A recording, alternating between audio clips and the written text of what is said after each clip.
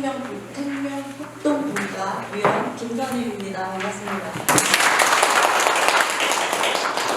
지금부터 2025년 하반기 생명협동분과 알쓸 원장을 시작하겠습니다. 먼저 시작하기 전에 오늘 오신 내분들 소개하고 의장님 인사 말씀 듣고 오늘 진행 순서 말씀드리고 시작하겠습니다. 오늘 내분 중에 정말 중요한 분이 오셨는데요. 원홍기 선생님 따님 원신희 선생님 오셨습니다. 큰 박수 부탁드립니다. 원주시 농민단체 연합회장 오석근 회장님 오셨습니다. 농촌 지도자 연합회 사무총장 원연호 선생님 오셨습니다.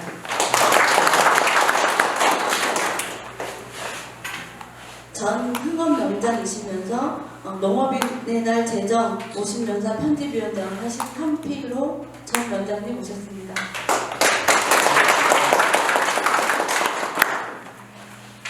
연세대학교 원주박물관 학예연구사 이상순 선생님 오셨습니다. 자, 저는 이분은 화가로 원래 알고 있었는데요. 요즘에 에세이 작가로 변신하신 한태경 선생님 소개하겠습니다. 그리고 아까 제가 뵌 것 같은데 전 도지사 구자열 비서실장님 모셨습니다. 반갑습니다.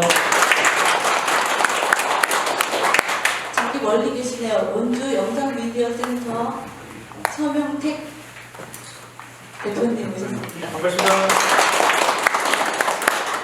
그리고 오늘 이 기록을 해주실 원주투데이 김윤혜 기자님과 최지훈 원주타임즈 기자님 모셨습니다. 그리고 저희 분과가 아주 막강한 언론인을 보유하고 있는 거 아시죠? 저기 오늘 기록을 잘 맡아주실 막강한 우리 언론인 이런 인사 좀 해주세요. 저는 여기 위원인데. 그래도요. 네, 반갑습니다. 그리고 서운한 선생님 오늘 참석해 주셨는데 서운한 선생님 오랜만에 오셔서 김신웅 선생. 네. 신홍 대표 죄송합니다.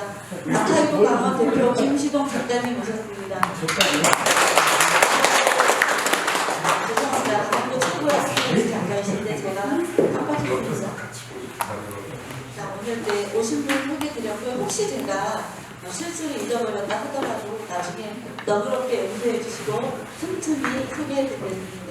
먼저 우리 김규종 의장님 인사 말씀 드리겠습니다. 앞으로 나와주세요. 큰 박수 부탁드립니다.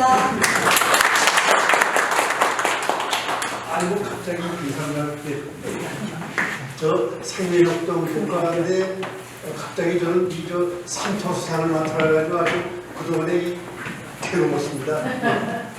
오늘 역사상 가장 많은 분이 모인 이 자리에서 발표해서 아주 영광스럽습니다. 오늘 아주 좋은 자리가 되도록 우리 모두 노력합니다. 감사합니다. 오늘 저희 분과에서 주제를 원홍기 선생의 농민의 날 제정과 선토사상으로 잡은 이유는 여러 가지 주제가 있었는데요. 올해가 농민의 날 30주년이고 원주에서 전국대회를 정말 한 굉장한 날이어서 굉장한 해여서 이렇게 주제를 잡아보았습니다. 오늘 순서는 먼저 발제로 원홍기 선생의 농민의 날 제정과 상, 그 다음에 농민의 날 제정 54 해설 이 두 가지 발제 합후에 토론으로 농민의 날 제정 기념 조율의 단계 의미, 상토 사상의 철학적 이해, 제30회 농민의 날 기념행사 일정 소개 및 종합 토론의 순으로 진행하도록 하겠습니다. 먼저 발제로 원홍기 선생의 농민의 날 제정과 삶에 대해 황도근 위원장님께서 발제하시겠습니다. 박수로 환영해 주시기 바랍니다. 저는 사실 그 농업과 상관이 없고 대학에서 계속 전공을 이과 쪽으로 했기 때문에 저는 몰랐지만 저는 그 오랜 시간 동안 한살림 생활협동조합을 하고 있었습니다. 그래서 농민들의 구조함을 좀 잘 알고 있어서 이번 기회에 원원기 선생님을 좀 다시 재조명하는 시간을 갖게 되었습니다. 오늘 많은 분들이 와주시고 특히 농업인 단체분들께서 장로님께서도 와주셔서 감사드리고 오늘 저희들이 준비한 거 잘 봐주시면 감사하겠습니다. 파워포인트를 좀 준비했는데요. 글로 쓰는 것도 있으니까 그걸 나중에 참조해 보시고요. 한번 해보시겠습니다. 글은 뒤쪽에 보시면 아마 있을 텐데 하나만 있어. 너무 꼼꼼하게 해주세요.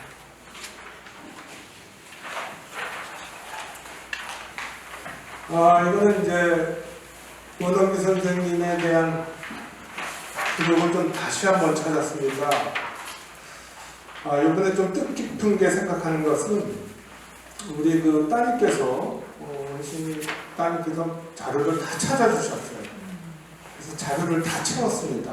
그래서 이 자료는 아마 처음 공개되는 것들도 있기 때문에 자세히 봐주시면 좋겠고 일부 기록이 잘못된 것도 많았습니다. 원주시청 자료도 잘못되어 있었고 그래서 그걸 추적하기가 어려웠는데 원주선생님 따님께서 다 찍어주신 자료에 나와 있길래 그걸 근거로 했다는 걸 말씀드리고 제 발표 끝나면 최종님 선생님께서 언론 쪽을 좀 조명해 주실 겁니다. 간단히 말씀드리면요. 농민의 날이 처음 개최된 게 원주입니다. 1964년 11월 11일 11시에 했고요. 그래서 그 당시에 원원기 선생님은 농사개량 불합국의 협회겠죠. 농민협회인데 그걸 책임을 맡고 계셔서 그 생활개선 불합국 분유회 청년회들과 함께 원원기 선생님이 대회장을 맡으셔서 실무는 이제 젊은 분들이 많이 해주셨겠죠. 그래서 11월 11일 그 64년 원주 문화원 건물에서 있었는데요. 현재 문화원은 아니었던 것 같습니다. 그런데 거기에 예상하지 않을 정도로 많은 분들이 오실 것 같고 870분으로 기록되어 있습니다. 그래서 그날 점심을 준비했다가 그게 안 돼가지고 꽤 고생을 하셨다는 기록도 나와 있습니다. 그리고 이 원원기 선생님이 이 11월 11일 11시라고 하는 토자를 풀어서 식자와 일자를 해서 삼토라고 하는 걸 만들었습니다. 그래서 당신이 농민이 여기 이제 흙에서 탐구하고 흙에 태어나 흙에 함께 살다가 되돌아간다 이런 의미라고 말씀하셔서 삼토라고 하는 것이 이제 지금 삼토 축제의 기원이 됐고요. 그 당시에 농민이 굉장히 천수받던 시대였기 때문에 농민의 자존심을 지켜주고 싶어서 이것을 시작하셨다 이렇게 했습니다. 원원기 선생님은 간단히 말씀드리면 평북 출신이십니다. 사계면 향산동에서 하셨는데 그 6.25 전쟁이 일어나기 전에는 월남을 하시려고 쓰시다가 붙잡히셔가지고 좀 고생을 좀 하셨어요. 북한에서. 그리고 전쟁이 나자 인민구도로 내려오셨는데 방법포로가 되신 다음에 국군에 입대하셨습니다. 그래서 일군 사령부에 오시게 된 거죠. 그래서 강철부에 배속되면서 군인 선교회를 다니신 것 같아요. 왜냐하면 이 원원기 선생님은 3대째 기독교 집안이었기 때문에 북쪽에서는 이게 어려우셨을 겁니다. 그래서 내려오셔서 군인 선교회 단원으로 이렇게 활동하시면서 호조교회, 가까이 있는 호조교회에 교류를 하기 시작하셨죠. 전도사로. 그리고 이제 나중에 부친도 내려오셨는데요. 부친도 내려오신 다음에 오셔서 결혼하셨죠. 오근양 선생님하고 해서 지금 따님 이제 계시고요. 그리고 이제 농사도 열심히 농업계를 위한 많은 조직과 운동도 하셨지만 그래도 그 교회 봉사도 하셔서 치학교회, 그 다음에 흥양교회 이렇게 활동하시면서 그쪽으로 한번 이사하셨습니다. 주요 경로는 여기 보다시피 61년도부터 원성군 연합회 초대회장, 농사계약부, 강원도 농사계약부 도연합회장, 근데 이게 아주 상당히 틀린 기록이 많았는데요. 지금 원주시청에는 새마을 금고로 써있는데 그건 아니고요. 그 전신이 마을금고연합회 원성지구 지구협회장을 맡으셨습니다. 2년 동안. 이 기록은 그 상패에서 제가 보고 확인했습니다. 그 다음에 이제 민방위 전신이죠. 그 교육 강사를 참 많이 하셔가지고요. 그 다음에 마지막에 이제 활동하신 거는 이제 축협 회장을 이퇴하셨습니다. 그때 사진들 보시면 여기 논산훈련소 입소하셨을 때고 여기 호조교회에서 활동하셨던 사진이고요. 여기 치학교회, 그 다음에 이제 저쪽은 여름성경학교고, 그 다음에 이제 치학교회 활동들을 보여주고 있습니다. 그리고 원홍기 선생님 부인인 오근영 선생님도 활동을 좀 하셨는데요. 부인께서는 원성군 생활개선구락부, 이제 원주시 생활개선회죠. 회장을 맡으셔가지고 활동을 하셨습니다. 2001년 강원일보 기사에 나와 있습니다. 그래서 이 당시에 생활개선 지도부의 어느 것인지 제가 잘 확인할 수는 없고, 따님께서 주신 사진 두 개를 여기 첨부했습니다. 그리고 원흥희 선생님도 그 새마을 교육을 상당히 열심히 하셨더라고요. 그래서 75년도에 보면 제1기 종교지원 새마을 교육 분야의 사진이 있고, 저기는 이제 통일연구소 제8기 민방위대 교육이 거기 담당 강사로 활동을 하셨습니다. 그리고 이제 농민 조직 사진은 아주 많은 것들인데 몇 가지만 골랐습니다. 원성군 민족통일 혁신대회도 있었고요. 여기 보면 강원도 농도원 기념사진도 있고, 축협 관련도 있습니다. 수조합이라는 게 여러 개 한 거더라고요. 그리고 좀 축협 조합원장이고, 여기는 원흥기 선생님하고 문창모 박사님 가까이 말씀하시는데, 여기 보면 지학생지계는 여기 계십니다.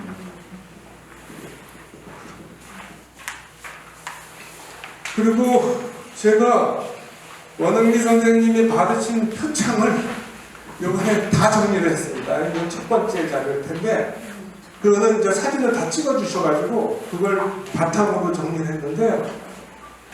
64년도에 강원도지사 표창장을 이미 받았고, 70년도에도 강원도지사 표창을 받습니다. 그다음에 72년도에 중요한 것만 말씀드리면 74년도에 11회 농민연합 대회 때 부인이 상을 받습니다. 그 다음에 79년도에 농촌진흥청장이 표창장, 마을홍보이사장 표창, 여기도 나와 있습니다. 여기서 제가 보고 확인한 겁니다. 그리고 82년에 노태우 내무대항장 표창장 받고요. 그리고 여러 가지 보실 수가 있고, 92년에 농촌 지도자 원주연합회 공적비가 건립됐습니다. 현재 이것을 좀 찾을 수가 없어요. 그리고 94년에 강원지사 상을 받았고요. 2001년에 농업인의 날에 아주 중요한 상을 받습니다. 대통령 철산업훈장을 받습니다. 네. 그리고 내려오셔서 2001년에 마찬가지로 상을 많이 받는데요. 여기 보면 원주시 시민대상이 받는데, 그 밑에 보시는 게 더 중요합니다. 2005년에는 그 원주시가 50주년을 기념해서 자랑스러운 원주의 상도 받습니다. 그때 사진들을 좀 보여드릴게요. 표창장. 그래서 농사 개량, 농수산물 생산의 다각화, 농업인의 수익성 향상을 향해서 표창을 한다, 이렇게 적혀 있습니다. 그리고 저 표창장을 제가 다 사진 찍어서 했는데, 도지사 받은 게 각각 3개 정도 있었죠. 여러 가지 지금 다 보여주니까 참고하시면 될 것 같습니다. 그리고 중요한 건데요. 92년 11월 11일 농민의 날 때 어느 선생님이 공적비가 있습니다. 이 공적비에 산게 농업기술센터 옛날 자리 거기에 있었던 공적입니다. 그래서 오근양 씨 여기 부인하고 지금 따님하고 그 손자인가요? 손자의 가족 사진입니다. 거기에 적혀 있는 거 한번 보실래요? 원흥기 선생 공적기 올곧게 살아온 한평생 오직 농촌과 농민만을 살아가요. 온갖 풍상 어려울 줄 몰랐어라. 농민이 주인된 날이 없어 농민의 날을 만들었으니 모든 농민들 즐거워하고 보릿고개 배부르면서 풍요로운 오늘까지 선생은 쉼없이 농민들을 일깨우시고 갈 길을 일러주시니 그 말 그대로 횃불이시다. 어찌 그 공적을 쉬 잊으리라. 그래서 원주군 연합회에서 이걸 해주셨습니다. 그래서 이게 지금 확인을 못하겠어요. 그리고 아마 그 회원들하고 찍은 사진, 저쪽 거는 회원들하고 찍으신 것 같아요, 그 당시.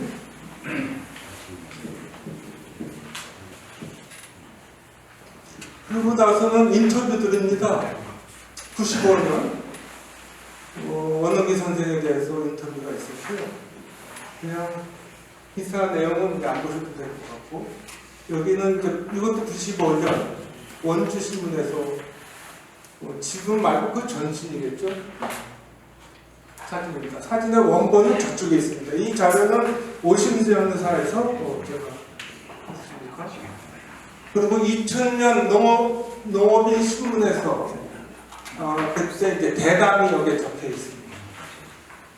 2007년 강원일보 기사 되어 있고요. 여기 이게 지금 하나가 빠졌네요. 제가 원본이 있었는데 2001년 이 자리에는 좀 제가 안 보는데 2001년에 강원일보의 전면 그 인터뷰 기사가 있었는데 그 파워포인트가 좀 잘못됐습니다. 아니 지금 아까 저 자료를 잘못 봤어요. 그래서 다시 말씀드리면 그 농업인의 날이 국가적으로 정식 그 기념일로 되면서 많은 인터뷰들이 있었던 것 같아요. 원흥기 선생님. 그래서 그 강원일보 전면 기사는 특별 기사는 지금 아마 찾아보시면 제가 보실 수 있을 것입니다. 그래서 농업인의 날에 간단히 얘기 드리면 처음에 여셨는데 상당히 많은 분들이 이제 오셔서 당황했다는 기록이 있고요. 그 이후에 이 농업인의 날은 강원 지역에 퍼지기 시작해서 전국적으로 퍼지기 시작했습니다. 그래서 여기 보시면 영월, 평창, 정선 지역으로 퍼졌고 나중에는 광주, 전북 등으로 먼저 나갔습니다. 그래서 이 농민축제 행사로 민간 주도로 확산됐다는 겁니다. 관주도 말고 원래 관에서는 권농의 날이라고 하는 것이 있었는데 이거는 이제 생산 증산을 목적으로 했던 것이 민간 중심으로 농민의 날이 시작된 건 아니었거든요. 그래서 이게 이제 그 상당히 고민해서 여러분들이 이제 이걸 국가 기념일로 해달라고 하는 요구가 많았고 원흥기 선생님 말고도 사회클럽에서 활동했던 젊은 분들이 지속적으로 일단 이제 언론을 보시면 아시겠지만 여러분들이 여기 성석한 씨 같은 건 70년대부터 신문 기고도 하고 그랬습니다. 그래서 계속적으로 하다가 80년대 우루과이랑도 있고 이러면서 농업의 위기가 왔거든요. 그러면서 그 농업인의 날이 국가 기념일로 되는 것에 대한 요구가 사회적으로 확산이 되기 시작했습니다. 이때 사실은 그 원주에서 친환경 그 농사에 대한 그 중심에 서 있는 한사님도 이때 시작한 겁니다. 농업인들이 그 위기에 닥쳤을 때. 그래서 88년에 농민신문에서 여론조사를 해요. 학자들하고 같이. 그래서 상당히 많은 여론조사에서 90% 이상가 농업인의 날을 국가기념일로 해야 된다. 이러면서 89년 1월 1일 농민신문에 신년 특집으로 나오기 시작합니다. 이 기사는 나중에 보시겠어요. 그래서 공청회를 통해서 관계부처를 통해서 이 농업인의 날이 굉장히 이제 사회적 분위기를 타죠. 그래서 1996년 5월 30일 국무회의에서 건동의 날을 폐지하고 11월 11일을 농민의 날로 공식적으로 하기 시작했습니다. 이건 다 원주의 의사를 따라준 것이고요. 근데 여기 보시면 농업이 아니고 농어민이었습니다. 어업도 마찬가지였는데 그 해양수산부가 신설되면서 어민을 뺐어요. 그리고서 농업인의 날로 된 겁니다. 그러니까 그 역사를 좀 이렇게 체계적으로 아셔야 될 것 같고, 그래서 이 원주에서 시작된 농민의 기념 행사가 농민의 날이 30여 년 만에 국가기념일이 됐고, 올해는 국가기념일이 된 지 30주년이 된 겁니다. 그래서 제가 말씀드리고 싶은 거는 농업인의 날 30주년이 중요한 것보다 원주의 역사를 사람들한테 홍보해야 저는 가장 큰 의미가 있다. 이걸 다시 한번 말씀드리고 싶어요. 그러니까 사실은 이 문제는 이 농업진흥센터에서 더욱더 이거를 사실 홍보를 해야 됩니다. 그래서 이 농정 40년에 이렇게 되어 있고요. 여기 보시면 여기 뒤에 있군요. 여기 보시면 이 사진입니다. 이게 이제 강원일교 전면에 나와 있던 사진입니다. 50년 사이도 안 실려 있었는데요. 따님이 주셔서 봤죠. 이 일기를 여기다가 이렇게 쓰셨고, 이분이 북한에 계셨을 때부터 책을 좋아하셔서 이런 신문의 상록수, 이광수의 흙 같은 농민운동에 대한 상당한 그런 철학을 가지고 하셨던 것 같습니다. 그래서 여기는 직접 인터뷰한 농자 천하지 대원 이런 얘기를 여기다 남겨놓으셨습니다. 그리고 이거는 철탑 산업훈장 받으시는 장면이고요. 이분이 몸이 안 좋아서 직접 못 가셨어요. 그 행사에. 그리고 원주 시장님한테, 항상 저 시장님한테 받으셨죠. 이해되시죠? 네. 그리고 이거는 김기열 시장님한테 자랑스러운 원주인상 50주년 받으신 거. 그리고 동아일보에도 났고요. 강원 도민일보에도 원흥기 선생을 기리자라고 하는. 근데 말년에 상당히 힘드셨어요. 이분이 돈에 대한 집착이 없으시고 그래서 좀 말년에 가난하셨죠. 병도 있으셨고. 그렇지만 이분은 상당히 외지에서 오신 거죠, 사실은. 그런데도 불구하고 제가 보기에는 모든 정성을 다해서 이렇게 하시지 않았을까. 따님하고 대답을 했는데요. 아버님에 대한 기억을 하셨는데 매우 검소하시고 상당히 헌신적인 분이셨죠. 사진 보시겠어요? 중요한 사진만. 첫 번째 사진은 없어요. 1회. 이거는 5회. 68년도에 농민의 날 검소운동자. 그 다음에 이거는 처음 시작할 때. 그 다음에 이거는 6회. 원성군 농민의 날. 6회 사진이고요. 요게 잘못됐습니다. 이거 어디서 만들었냐면 71년이 아니고 찾아보니까 75년입니다. 원성군 농민의 날. 그 다음에 이거 13회. 원성군, 이게 군인극장인 것 같은데. 맞죠? 아니면? 문화극장. 군인극장 맞아요. 군인극장 아니야. 아카데미 앞에 있는 거 뭐죠? 시건가요? 군인극장 맞아요. 맞아요? 맞아요. 이거는 80년 농민의 날인데요. 이거는 동별로 앉았습니다. 이게 이제 전두환 정부가 들어섰을 때인데 상당히 생각하고 요거는 원주군 이름이 개명됐죠. 원주군 농민의 날 사진이고 요건 원주시로 바뀌었습니다. 이게 통합되면서 원주시 농업인의 날로 바뀌었고 그 다음에 이제 우리 오늘 말씀해 주시지만 기념탄이 또 제정되었습니다. 저는 이제 이 발표를 여기서 마치고요. 이제 원로 쪽은 우리 최정림 선생님이 해주시겠습니다. 제가 좀 정리하면서 느낀 건데 원주에 이렇게 농민의 날을 처음 제정하시고 함께 고생하셨던 분들을 기리는 것이 저는 매우 중요한 일이다 이렇게 생각합니다. 들어주셔서 감사합니다.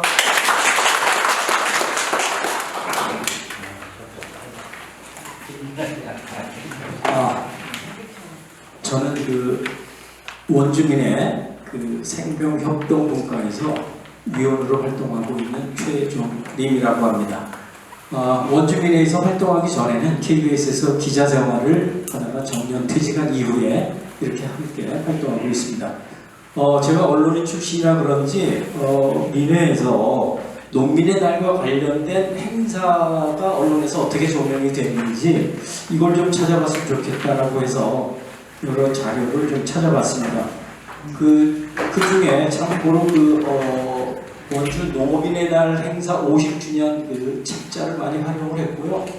그리고 그 이후에 그 언론이라는 게 그 당시에는 강원일보밖에 없었고요, 신문이.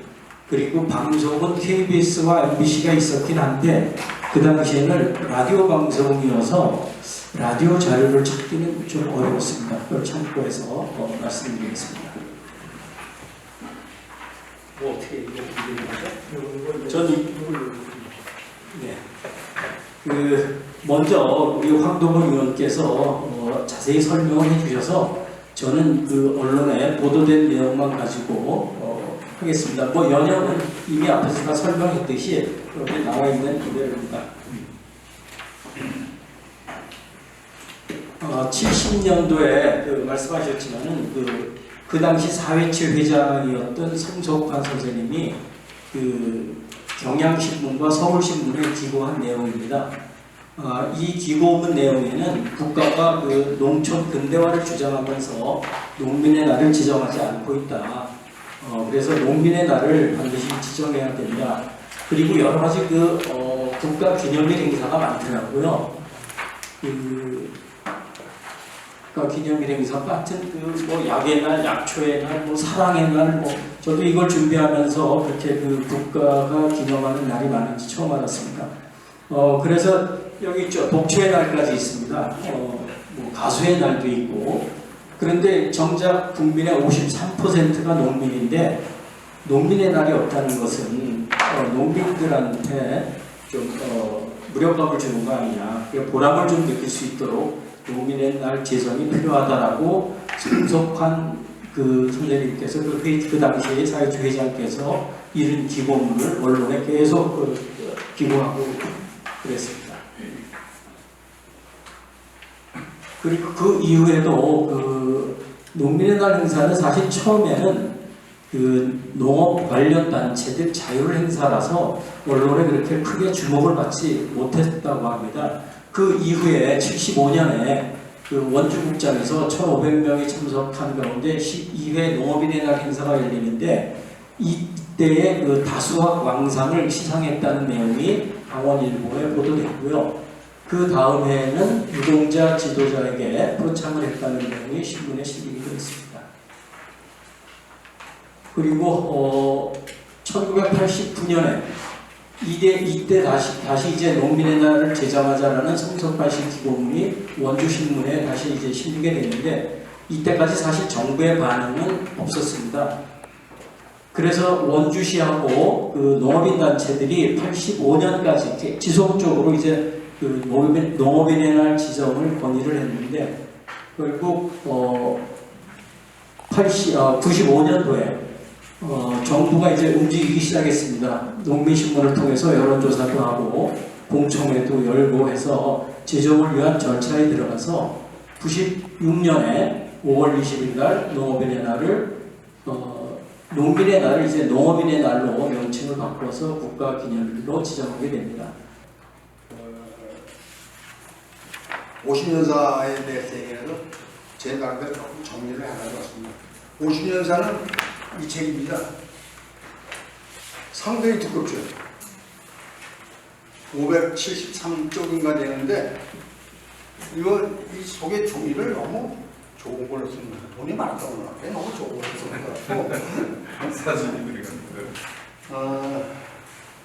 50년이 2013년에 50년이 됐는데 자료가 없어요. 이게 잘 아시겠지만 공무원들은 업무 맡아가지고 있다가 그 자리 떠나면 땡입니다.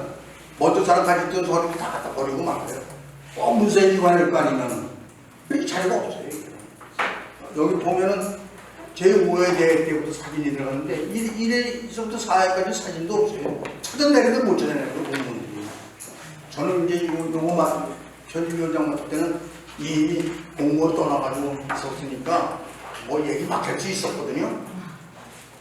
최순혁과장 일로 와가지고 좀 와야 된다고 농민이 부르는데 안 올 수 있습니까? 와야지. 근데 자료가 너무 없어서 사진도 못 찍고 또 솔직히 이렇습니다. 그 글집 써가지고 그러려면 공무원들 안 써요. 아까 내 얘기도 바꿔주는데 그거 안 써도 공부 주는데 모르겠어. 그 다음에 이런 얘기하면 농민들 무시하는 것 같지만 농사 짓다 들어와서 집에 와서 글 쓰려면 쓰겠어요? 우리 원회장처럼 페이스북 같은 글 잘 쓰지만 그래도 그나마 쓰는 거지 그거 와서 뭐 원고지에다가 글 쓰라는 죽어도 못 씁니다. 그러니까 원고 수집이 안 되는 거예요. 이분은 다 잘하고요. 한 자도 못 하죠. 그래도 공을 다 하는 거고 요렇게 요렇게 시키긴 해요. 공을 좀 떠가지고 그러면 아니 다시 보지도 않아. 오늘 글 쓰랄까봐 여기 당신 저 이름 댕길 테니까 써오라면 절대 안 써요. 근데 여기 보면은 아까 얘기 나오시고 저 우리 최종님 선생님이 아까 발표할 때 보니까 성석관 씨 얘기가 많이 나오는데 그 양반은 별종입니다. 아들 요만한 것도 다 집에 다 있어요. 이게 신문에 나온 거 한쪽도 안 놓치고 다 거기 가지고 있고 그 조직을 만들었는데 편찬위원회가 42명이에요. 간사 두까지 43명이에요. 조직이 이렇게 큰 건 아무 일도 안 돼. 여러분들도 뭐 하실 때 4~5명으로 줄여서 하세요. 적은 사람들이 모여서 의견을 나눠야지 하는데 여럿이 모이고 잘 안 되더라고요. 편집위원 7명인데 간사 2명이고 간사 또 한 사람은 지일 바쁘다고 내려오지도 않아요. 그럴 때. 근데 이 편집위원들을 다 알아요. 편집위원들도 글 쓰는 사람 별로 없어요. 저 잔소리였는데 그 편집위원 활동을 아마 3달인가 4달인가 했습니다. 네, 안녕하세요. 인사드리겠습니다. 저는 이 농업인의 날 조형을 맡았던 조국가 박광수입니다. 다시 인사드리겠습니다. 예, 작가로서 오늘같이 이렇게 의미 있는 날이 많지 않을 것 같습니다. 원호기 선생님이 살아생전에 한 50대 초반, 40대 후반 때 제가 고등학교 졸업하고 대학을 휴학한 상태에서 같이 원호기 선생님 직접 농업인의 날 얘기를 직접 제가 면전에서 들으면서 그 하던 얘기를 다 생생하게 기억하고 있는데 지금 그분의 자제분께서 이 자리에 함께 하시고 또 제가 알기로는 짧은 소견입니다만 1960년대부터 1980년대까지는 농업이 홀대를 받던 시기입니다. 박정희 정권에는 우리 70% 이상의 그 노동력이 농촌에 있는 것을 전부 몰아내서 서울, 경기, 경인 지역으로 가서 그 가발 공장부터 시작해서 많은 그 노동 지략적인 경공업을 육성시킬 때 농촌이 있어야 됐습니다.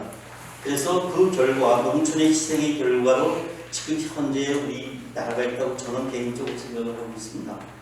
그래서 지금 여기 농업인연합회 회장을 맡고 계신 오 회장님이나 그 다음에 농촌지도자연합회 사무총장을 맡고 계신 원현호 사무총장님을 함께 모시고 같이 이런 농업인의 날 조형물에 대한 얘기를 할 수 있게 돼서 대단히 의미 있게 생각하고요.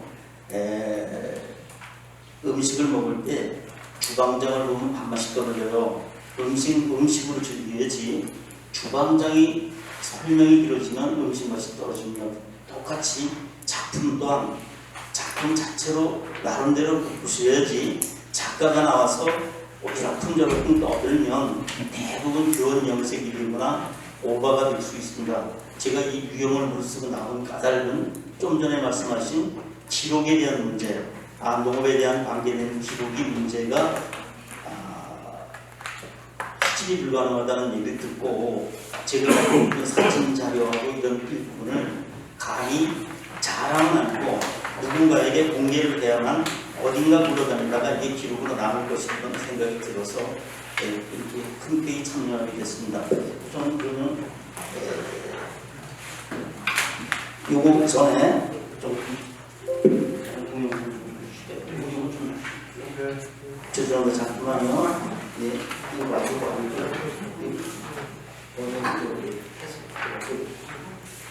예. 우선 제 말보다 누군가가 이 조형물에 대해서 이렇게 해설을 하는 이런 거 짧은 쇼츠가 있어요. 그래서 그걸로 대신하겠습니다. 한번 봐주시면 고맙겠습니다. 온 국민이 생명을 유지할 수 있는 원동력은 농민들이 피땀 흘려 약 4분 30초 걸립니다. 하기 때문이다. 이를 보답하기 위하여 1996년 농업인의 날을 법정기념일로 매년 11월 11일로 제정한 것은 원주에서 발언한다. 굳이 11월 11일로 지정한 이유는 작고한 원홍기 회장은 농민은 흙에서 태어나 흙에서 살다가 흙으로 돌아간다는 농자 철학을 바탕으로 우리가 딛고 사는 이 땅의 올바른 의미를 알고 소중하게 여겨야 한다. 그리고 흙 토자를 풀어보면 열십자와 한일자로 나누어 11이 되는 점을 착안하여 흙이 3번 겹치는 11월 11일 11시에 맞춰 농민의 날을 제안하였고 이에 따라 11월 11일을 농민의 날로 정하였다. 이러한 원력은 1964년 전국에서 처음으로 농업인의 날을 개최한 이래 1996년 국가기념일로 농업의 날을 제정하면서 원주 단관들림공원에 2001년 11월 11일 2억 9천만 원을 들여서 농민의 날 기념탑을 세웠다. 박광필 작가는 치약의 웅지라는 작품을 설명해 우주 만물의 생성과 소멸 속의 흙을 바탕으로 살아가는 우리 농업인의 강인함으로 끈질기면서 기지에 찬 기상을 주역의 태극 사상으로 표현하고 농업인의 날을 영원히 기리고자 함이라고 하였다. 이 탑의 규모는 주탑이 너비 10m의 높이는 11m이다. 기단도는 원형으로 직경 19.8m의 높이는 0.6m이다. 기단부 원형의 대리석으로 두른 산안에 3층 계단을 만들고 계단 사이의 건립추짐은 농악놀이, 작품 설명, 모심기 등 장면을 판석에 새겨 설치했다. 그 위에 주탑 8방의 복희 8궤도에 의거하여 건궤, 태궤, 리궤, 진궤, 손궤, 감궤, 간궤, 곤궤의 8궤를 대리석으로 설치했다. 주탑은 보는 위치에 따라서 달리 보이는데 태극의 나선형을 양음으로 구분하면서 천상으로 비상하는 천탑이다. 양음의 사이에 나선형의 공간을 두어서 사람이 들어가서 천지사방의 기운을 받을 수 있게 조각했다. 단관근린공원에 세운 농민의 날 기념탑 입구에는 신토부리와 농자천하지대본의 돌장석을 세웠다. 그리고 기념탑의 좌우에는 석재로 가공한 농기구로 쇳돌, 연자매, 돌절구, 풀매, 돌구유 등을 전시했다. 농자는 하늘 아래 근본이라 우러르니 누구나 흙 위에서 태어나서 살아가다. 팔방의 신토불이라 우주생멸 서렸네. 온 국민이 생명을 유지할 수 있는 원동력은 농민들이 일단 피땀 끝났고요. 흘려 잠깐만요. 그다음에 잠깐만요. 좀 이따가 어느 분이 이 백문이 불여일견이라고 이 드론으로 이 작품을 이렇게 한번 스캔을 하는 게 있어서 그걸 대체하면서 제 설명을 좀 줄일까 합니다. 또 음향은 껐어요. 근데 이게 이제 사실 하면서 음악을 줄여도 돼요.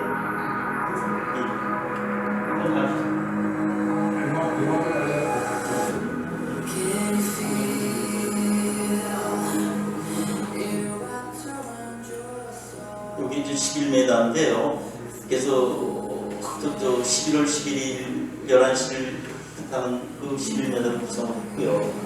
계단을 3개씩 만든 것도 또 똑같이 그 삼토, 그 다음에 천지인 이런 여러 가지 의미를 같이 메타포를 이렇게 집어넣어서 그런 작품을 했고 그 8개의 8궤가 서로 상생상극해서 서로 나중에 김규정 여기 의장님께서 자세히 설명하시겠습니다만 이 동양철학의 어떤 그 밤과 낮 계절의 변화 속에서 우리 농업이 어떻게 이렇게 끈기 있게 성장해 나갈 것인가를 모티브로 삼아서 여기다 집어넣고 싶습니다.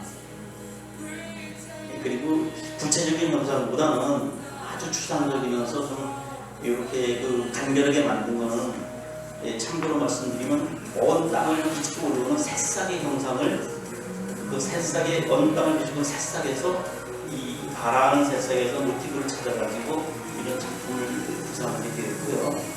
그때 공모를 해가지고 그때 공모에 당선이 돼가지고 작업을 했는데 2001년도에 만들어 놓고 2002년도에 지막식을 하게 됩니다. 참고로 말씀드리면 아마 2001년도 봄에 그 농산물 도매시장 개장식에서 2000년도 그런 걸로 알아요. 1년 전에 그때 국무총리하고 농림부 장관이 온 상태에서 농업인의 날이 원주에 발상지니까 예산을 지원해달라 해가지고 이게 실현이 돼가지고 그 다음 해에 아마 이한동 총리하고 농림부 장관 이렇게 모여서 했던 걸로 기억하고요.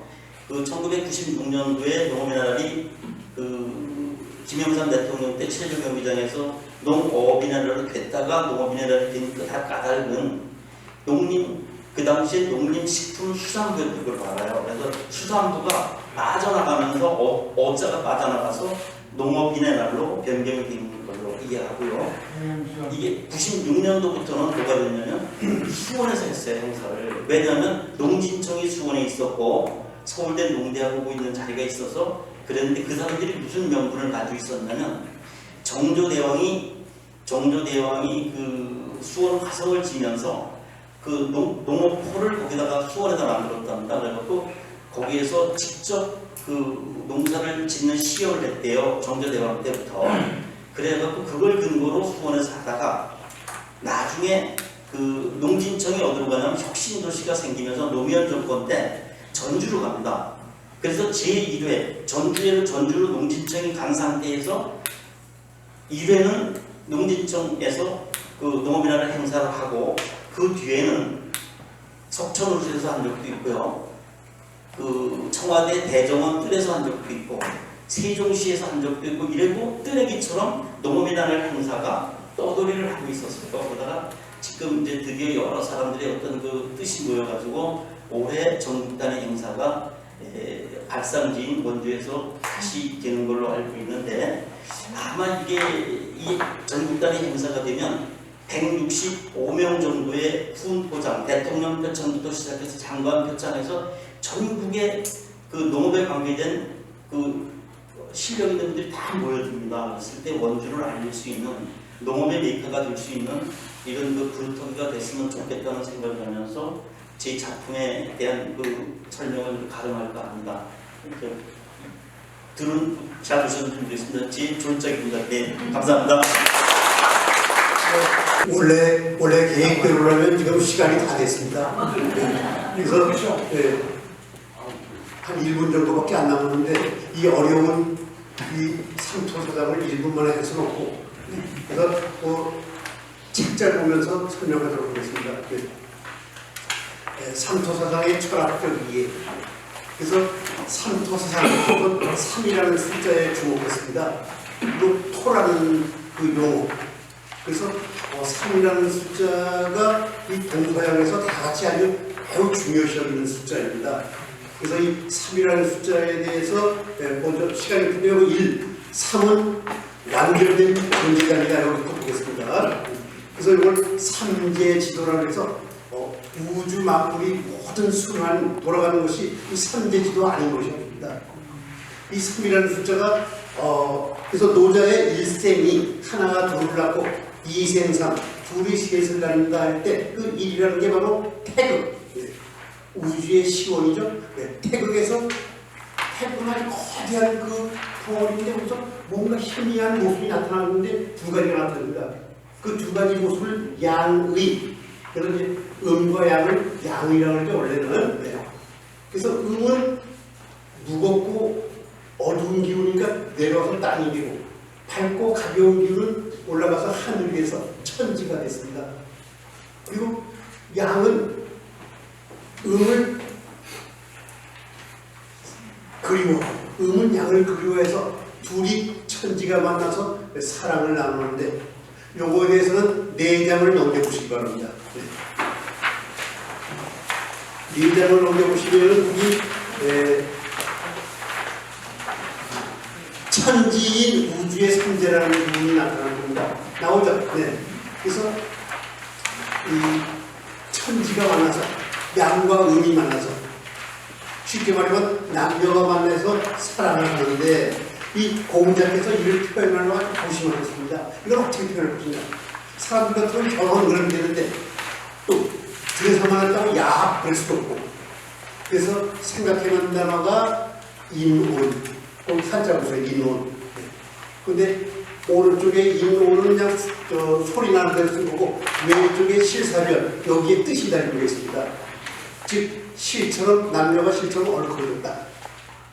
원래 인온이라는 단어는 우주에 가득 찬 밝은 기운을 뜻하는데 공자께서 하늘과 땅의 결합을 인온이라는 아주 어려운 용어로 따라서 주역에 보면 천지 인온 그래서 만물이 태어났다 이렇게 되어 있습니다. 그리고 또 하나는 주역 건배에 운행무시라는 구절이 나옵니다. 땅의 기운이 물 기운이 하늘로 올라가서 구름이 돼서 운행 그러자 하늘이 비를 내렸다. 상당히 상징적인 표현이죠. 그래서 이걸 뭐라고 표현했냐면 양 음이 양에게 엉기면 필적 반드시 싸움이 일어난다.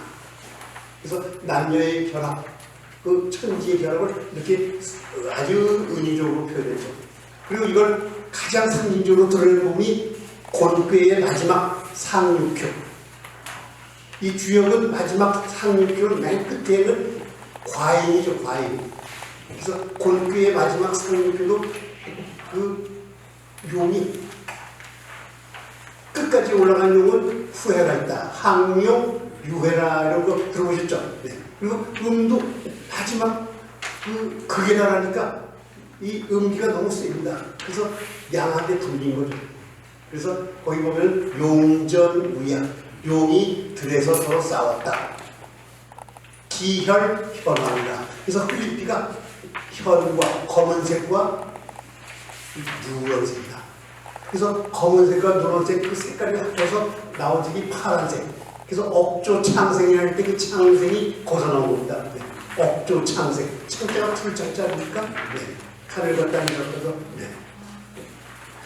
그런데 이 서양에서도 상당히 숫자가 매우 중요합니다. 네.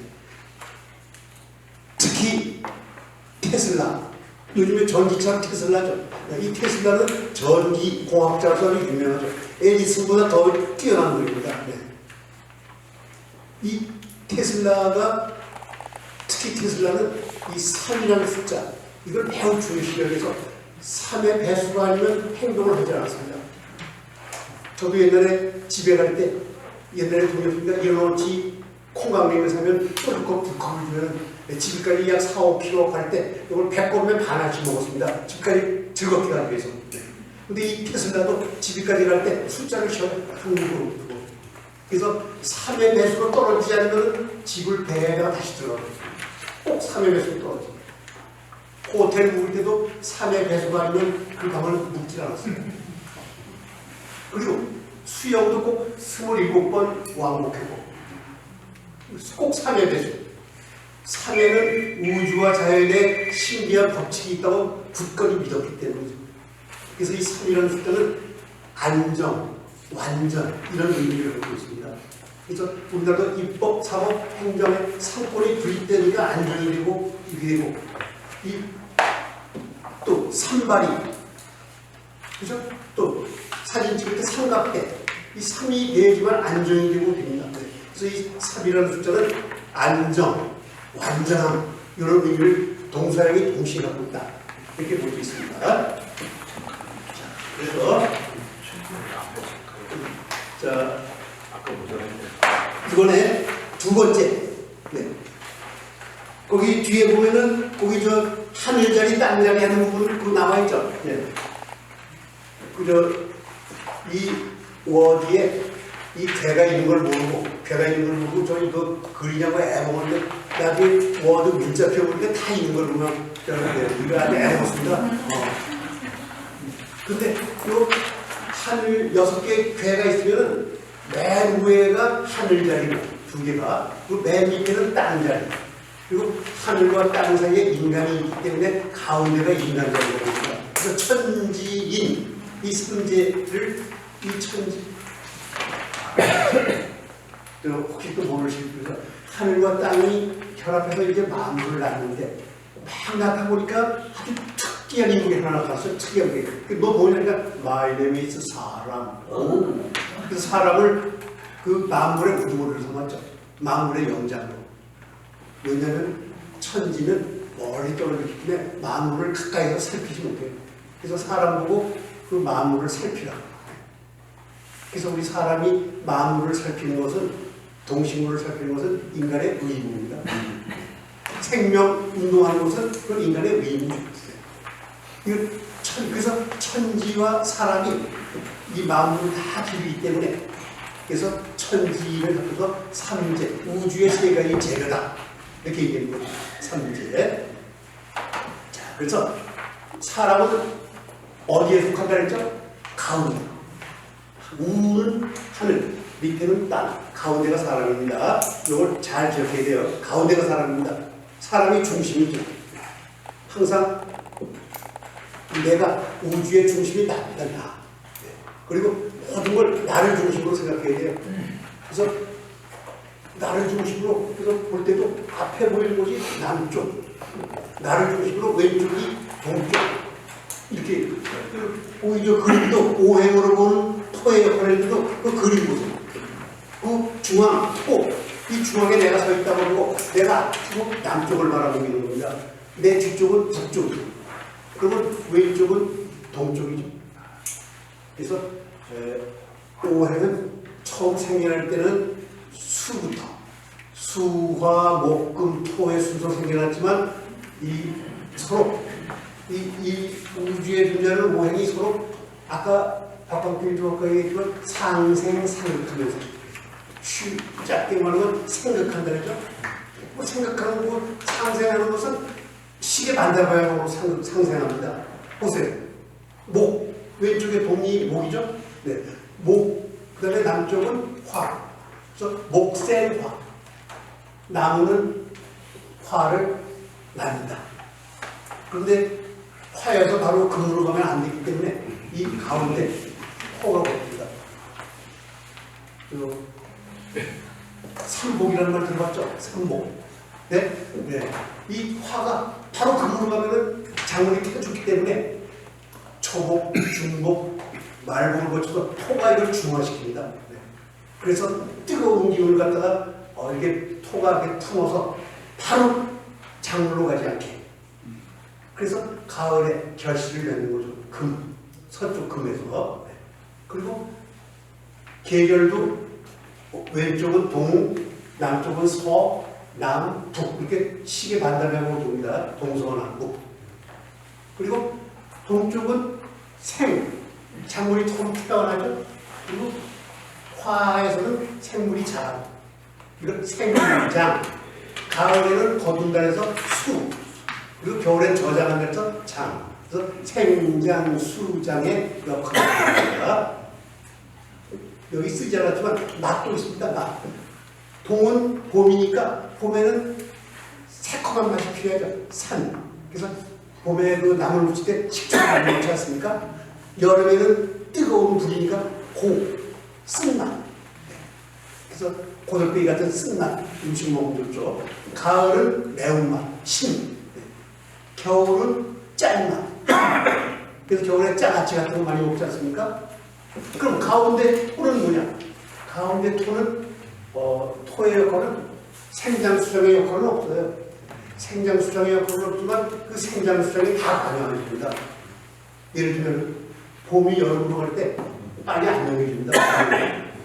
서로 싸우는 이때 누가 중지하냐? 토가 또 화가 금으로 갈 때도 역시 이 토가 거기서 중지해주죠. 그래서 이 생장, 수장의 역할을 다 중지해주는 이 토의 역할이에요. 그래서 토가 매우 중요해요. 그렇기 때문에 토의 맛은 단맛이죠. 설탕은 쓴맛, 신맛 어디나 다 들어갑니다. 바로 토의 역할이 바로 그런 역할입니다. 그래서 동서남북, 계절은 봄여름 가을이에요. 봄여름 가을이에요. 봄이면 잘하고 여름엔 잘하고 가을에는 거두어서 겨울에는 저장하는 그리고 이 모든 것을 가운데서 존재해 주는 게 바로 토의 역할, 흙의 역할이죠.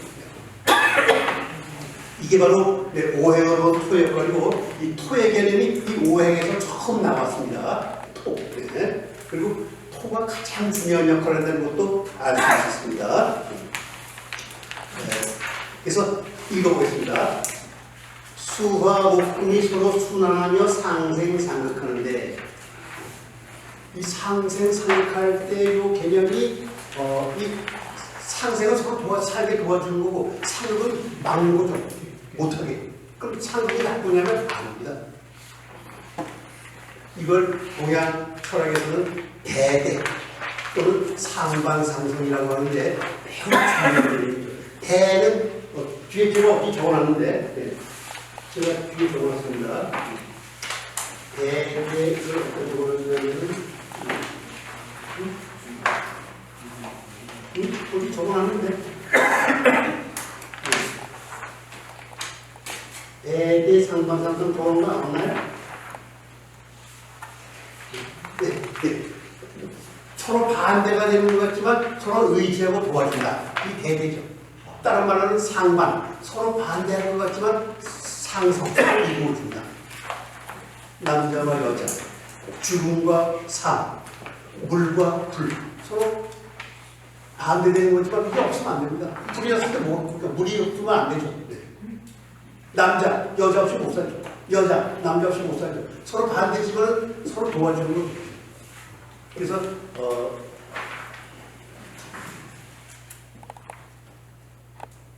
네, 자, 근데 시간이 없어. 네. 이 주역에서 이 토의 개념이 나타나는 게 이 곤괴입니다. 곤괴. 네. 곤괴를 제가 이렇게 잘 보니까 주역이 그 덕성을 가진 게 한마디로 말하면 외유내강이다. 네. 겉으로는 부드럽지만 속은 강하다. 그래서 제가 토의 그 외유, 유순한 겸손한 포용력, 그리고 내강은 직방. 자, 이거 했는데 지금 시간이 없습니다.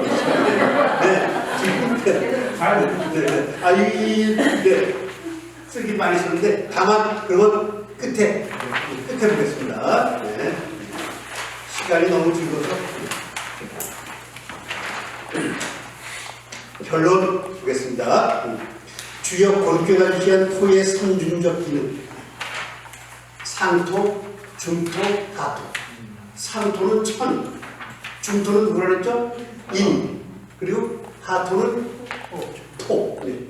천지인 땅. 네. 이 삼중적 기능은 조선 후기 학자들의 구체적 논의 속에서 각각 인체, 이재마, 사해, 정약용, 우주, 지리 이 중안의 영역으로 확장되었다. 이들은 모두 토가 단일한 자연 요소가 아니라 우주, 사해, 인체를 관통하는 통합적 질서의 중심축이라는 점을 공통적으로 보여준다. 즉, 조선 후기 사상에서는 토가 단순한 오행의 한 요소가 아니라 통합적 질서의 중심으로 재해석되고 있음을 볼 수 있다. 더 넓게 보면 자연과 인간의 조화와 화해라는 우주의 상생 원리를 제시하는 것이라고도 할 수 있습니다. 천인화. 화해가 한자가 틀리죠. 이게 서로 그냥 싸웠다가 화해하는 그런 화해가 아니라 서로 조화를 이루고 조화를 이룬다는 화해입니다. 원주에서 등장한 삼토 사상은 이런 동양의 전통적 사유를 집약하여 대중적 언어로 표현한 현대적 재진술이라 할 것이며, 원주시가 삼토 사상을 기념문화로 개성하는 것은 몇 년이 이어온 동양 사상의 전통과 조선 후기 사상사에 뿌리를 둔 지역적 재창조를 할 수 있을 것입니다. 노민의 날은 바로 그 흙의 철학을 기억하고 인간과 자연의 조화와 화해를 되새기는 날이라 할 것입니다. 감사합니다. 이번 기회에 아버지에 대해서 조금 더 자세하게 아는 그런 기회가 되었습니다. 이렇게 기회를 만들어 주셔서 너무 감사합니다.